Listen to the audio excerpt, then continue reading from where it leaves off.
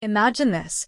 A global pandemic forces the world to adapt overnight, reshaping how people live, work, and interact.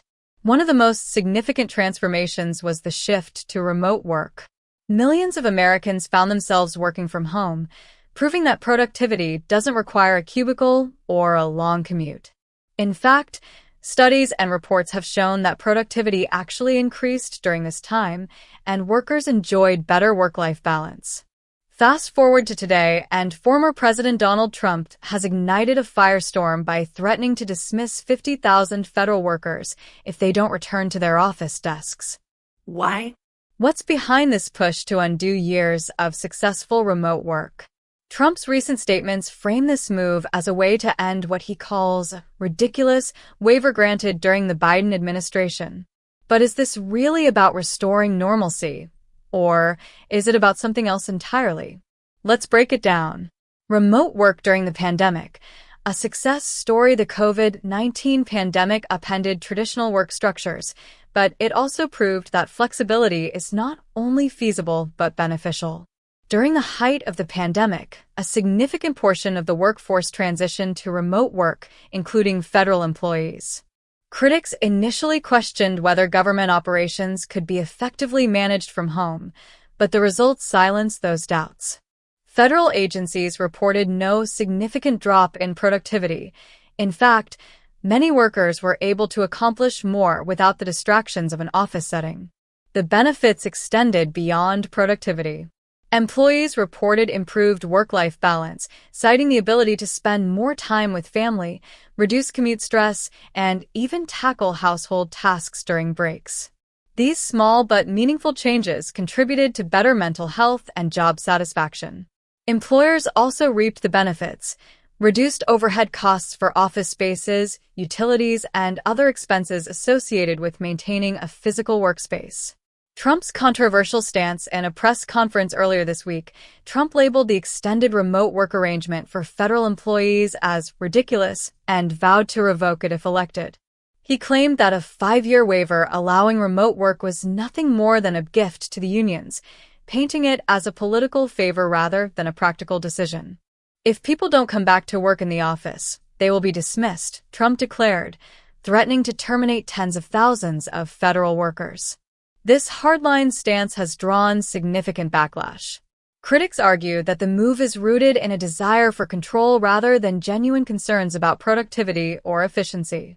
Forcing employees back into offices ignores the proven success of remote work and risks undermining the progress made over the past few years.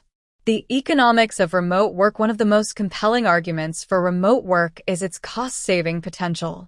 Businesses and government agencies alike have found that fewer employees in physical offices translate to reduced expenses. Utility bills, office supplies, and leasing costs all decrease when the workforce operates remotely.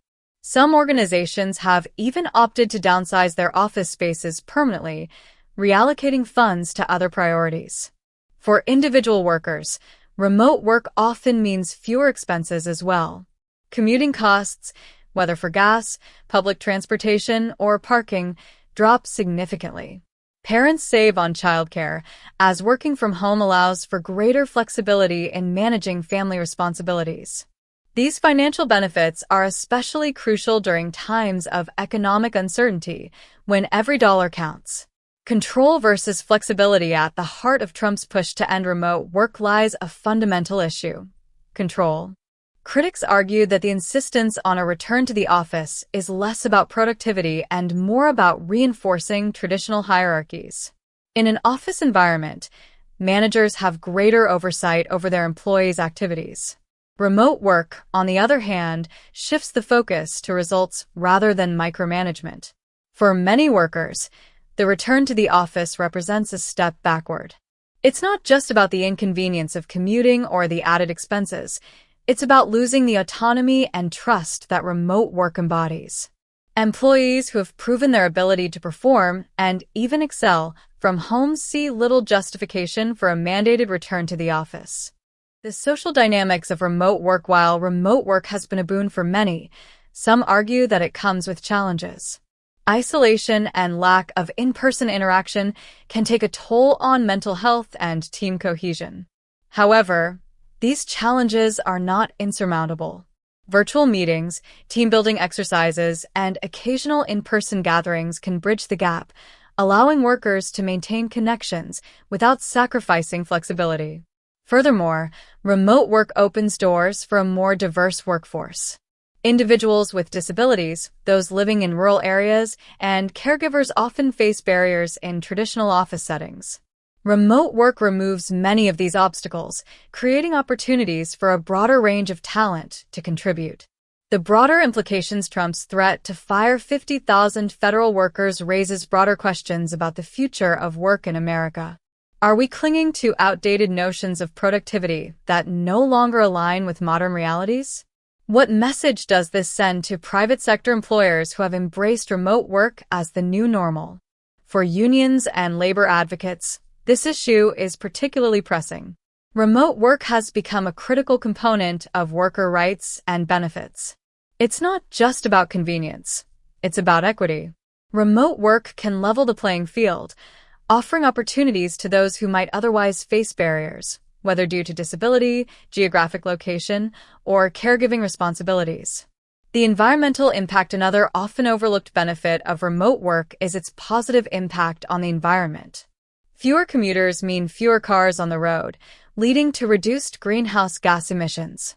During the pandemic, cities around the world reported significant drops in air pollution, thanks in part to decreased traffic.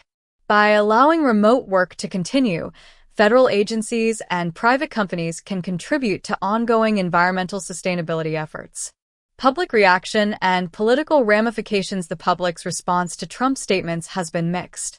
Supporters argue that a return to the office is necessary for accountability and maintaining traditional work ethics. Opponents see it as a regressive move that disregards the progress made in adapting to modern challenges. Politically, this issue could have far-reaching consequences. With remote work becoming a key concern for many voters, candidates' stances on the issue may influence election outcomes.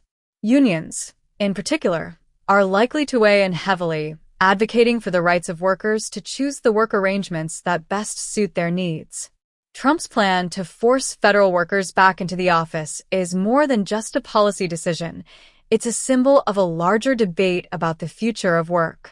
At a time when flexibility and innovation have proven their worth, this move feels like a step backward.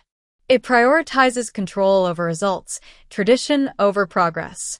For the 50,000 federal employees who've adapted to remote work over the past 5 years, this threat isn't just about losing a job. It's about losing a way of life that has enabled them to thrive both professionally and personally. The question remains, will America's leaders embrace the lessons of the pandemic, or will they cling to outdated models that no longer serve workers or employers? As the debate rages on, one thing is clear: the future of work is at stake. And the decisions made today will shape not only how we work, but how we live in the years to come. For federal workers, business leaders, and policymakers alike, this is a pivotal moment. The choice between progress and regression will define the workplace of tomorrow.